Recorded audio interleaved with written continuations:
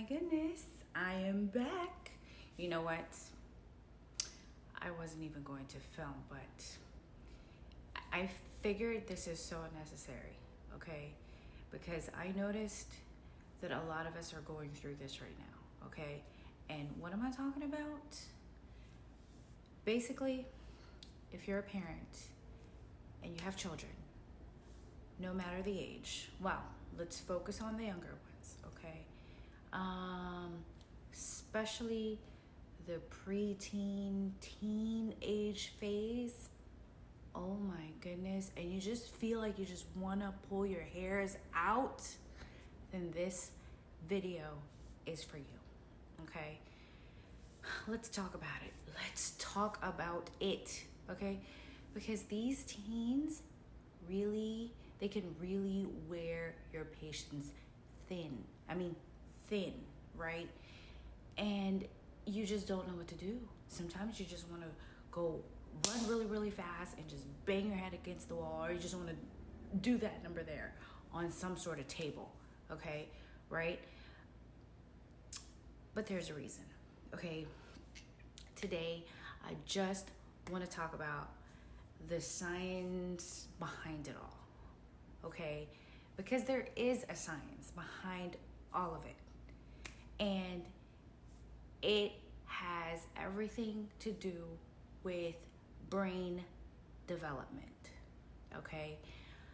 What happens? What happens here, okay? What happens here in our kids' mind, right? Inside our kids' head. Well, I'll tell you what. All right.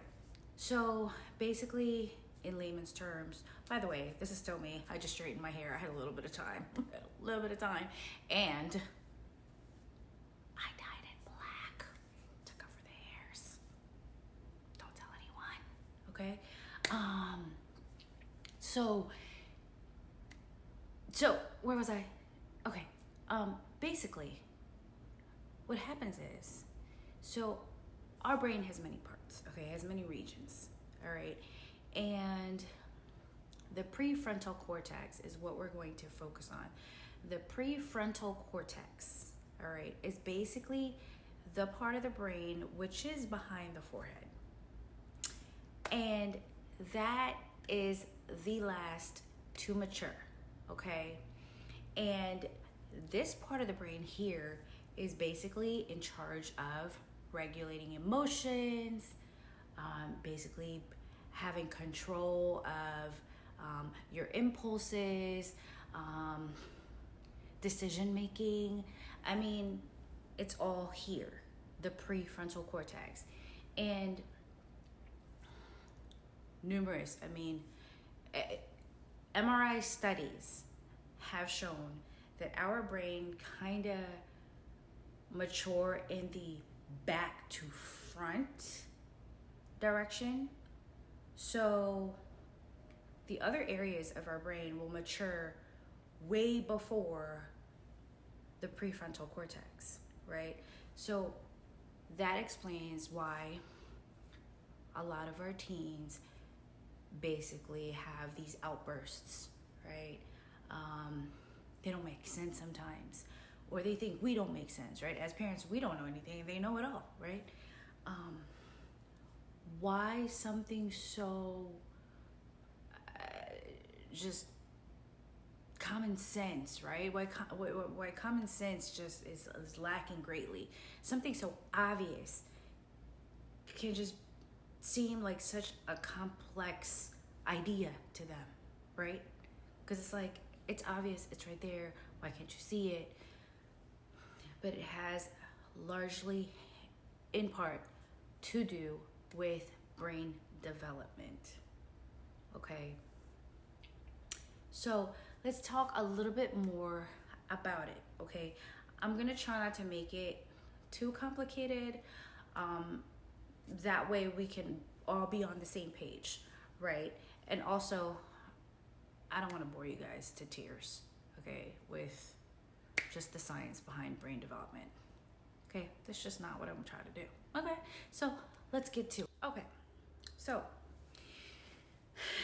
let's go a little bit further into discussing other parts or other systems in the brain that mature before the prefrontal cortex, right? Like such as the limbic system. So the limbic system is basically in charge of perceiving rewards from risks, okay? So that part actually matures first. So the limbic system actually kicks into high gear when you're an adolescent, okay? Meanwhile, your prefrontal cortex isn't done developing, right? This is the part, as I mentioned earlier, that's in charge of controlling impulses, regulating emotion. So meanwhile, your limbic system is like, oh, let's go take this risk. And then it's not making a connection with the prefrontal cortex, which is in charge of saying, hey, wait a minute, what's gonna happen if we do this, right? So a lot of teens actually become involved in unacceptable behavior, such as they may try doing things that as parents we wouldn't want them to explore, smoking, stealing, just all the bad things, right? Talking back, lying, just all these things, right?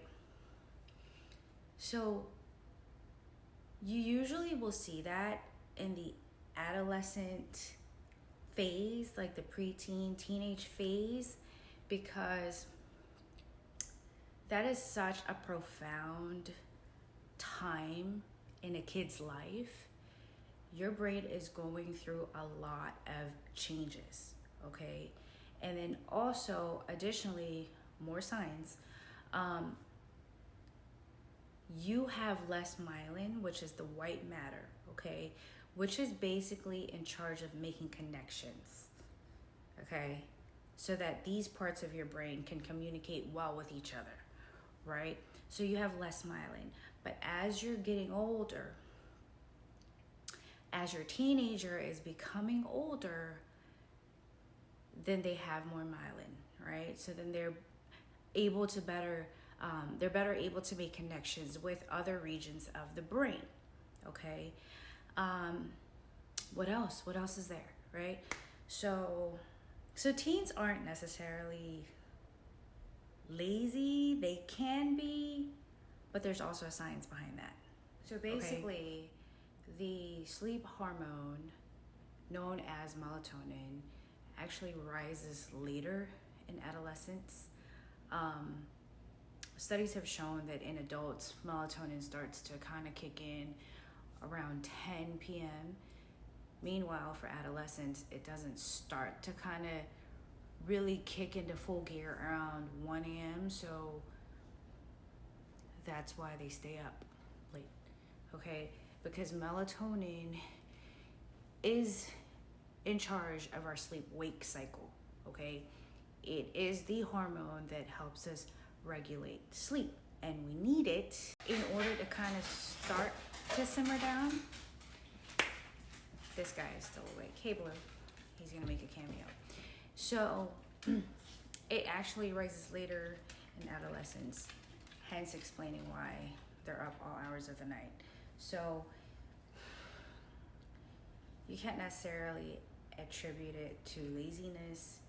It's just all part of their brain developing, okay? And the unfortunate thing is, with adolescents, they tend to get the least amount of sleep, even though they probably should get the most amount, because of how their brain is developing and the levels of the hormones in charge of making things kind of happen, okay? But it's vital. It's vital to an adolescent's life, basically to their growth, to get adequate sleep, because when they're asleep is when everything happens needed for their growth spurt. It's needed for them being healthy.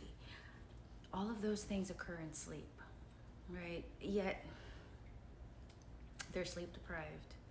And so also then they become irritable because of sleep deprivation. By the way, I'm a board certified sleep specialist, so I'm sorry if I'm a little bit more passionate about this, but they, because of sleep deprivation, it's hard to focus during the day, doing schoolwork, irritability comes into play, short-term memory loss, my goodness, I mean, you name it, right? It's just unhealthy when you don't get adequate sleep, right? But that's enough of that, because I could go on forever. But just keep in mind that actually our brain doesn't become fully developed until the age of 25, or we're in our mid-20s. So this is a very monumental stage in a kid's life, their adolescence, because a lot of important changes are happening within the brain, right? And as these changes are occurring, they're developing more creases in the brain as well, more folds. And the more folds, the better the brain regions can communicate with each other. So I know it's a tough time right now because we're all basically stuck in the house, we're quarantined, and so we're spending a lot of time together, and a lot of us are probably just bumping heads with our children, but I promise you it will get better. I promise you. Okay? Just keep hope alive, all right? If you made it this far into my video, thank you. I appreciate you so much, okay? If you'd like for me to elaborate more on this, feel free to comment below. And thank you for watching. I hope that this was somewhat helpful, and I hope it kind of gave you some sense of comfort. And love, love, love.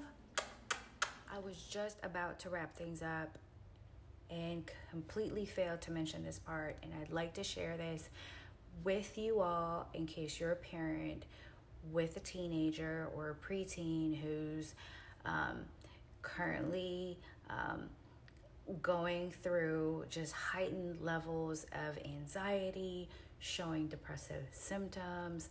Just know that because their brain is going through a lot of changes, many important changes during this time, that this is when the mental disorders or symptoms of mental disorders kind of start to emerge. But just rest assured that this too shall pass. Of course, please, if it becomes, very concerning, or even before it gets to that point, please consult a professional, all right? Please go seek therapy, what have you. But I'm just sharing this with you so that you can find comfort in knowing that most children who show symptoms of mental disorders go on living life as healthy adults, because a lot of us worry about our children, especially during this time, because we're quarantined, and they barely have, they have very few outlets. Their friends are basically, it's a monitor, right? And there's not much to do. They're basically stuck in the same four corners, seeing the same four walls, right? So it's a very challenging time, but just rest assured that, like I said, this too shall pass, and they'll come out of this and be healthy.